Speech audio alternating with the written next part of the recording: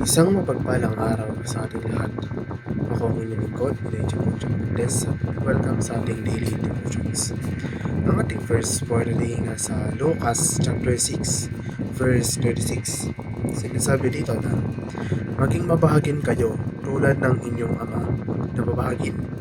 Sa Kristyanismo, ay nauunawaan na isang regalo mula sa Diyos na natanggap sa pamamagitan ng kanyang awa at biyaya. Hindi nakuha sa pamamagitan ng pagsisikap ng tao. Ang awa ng Diyos ay pinakita sa pamamagitan ng hindi pagbibigay sa atin ng kaparusahan na nararapat para sa ating mga kasalanan. Habang ang kanyang biyaya ay hindi nakuhang pabor at mga pagpapala na ipinagkaloob niya sa atin kabilang ang kaligtasan, maaari tayong sumama sa Diyos na sagana sa awa. Ito ay isang pagmumuni-muni ng pananampalatayang Kristiyano na binibigyang diin ang walang hanggan na habag ng Diyos na at kahandahang magpatawad.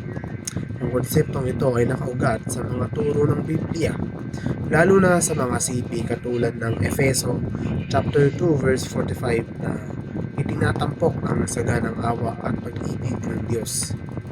Hinihikayat ang mga mananampalataya na magtiwala at humingi ng kapatawaran sa Diyos. Ang konsepto ng pagpapakita ng awa sa iba ay isang malawakang pinanghahawakang moral at relihiyosong prinsipyo upang iayon ang buhay ng isang tao sa likas na mahabagin ng Diyos.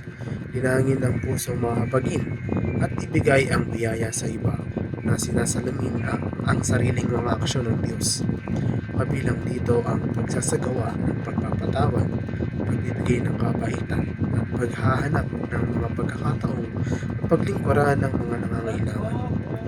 Kapag nahaharap sa hindi patas na pagtrato, ang pagpapaabot ng awa na kinasasangkutan ng pakikiramay at mapapatawad ay maaaring maging isang makapangyarihan at nakapagpapabagong tugon.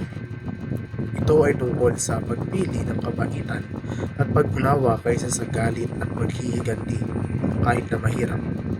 Ang pag-apela sa awa at biyaya ng Diyos ay kinabibilangan ng pagkilala sa hindi pagiging karapat-dapat at pagkamakasalanan ng isang tao habang nagpapahayag ng pagnanais para sa kapatawaran at banal na pabor.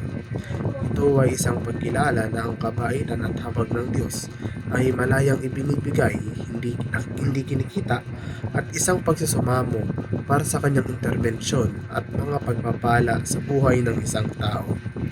Muli, ako ang inyong lingkod, Medyo Pontius, at dito na nagtatapos ang daily devotions.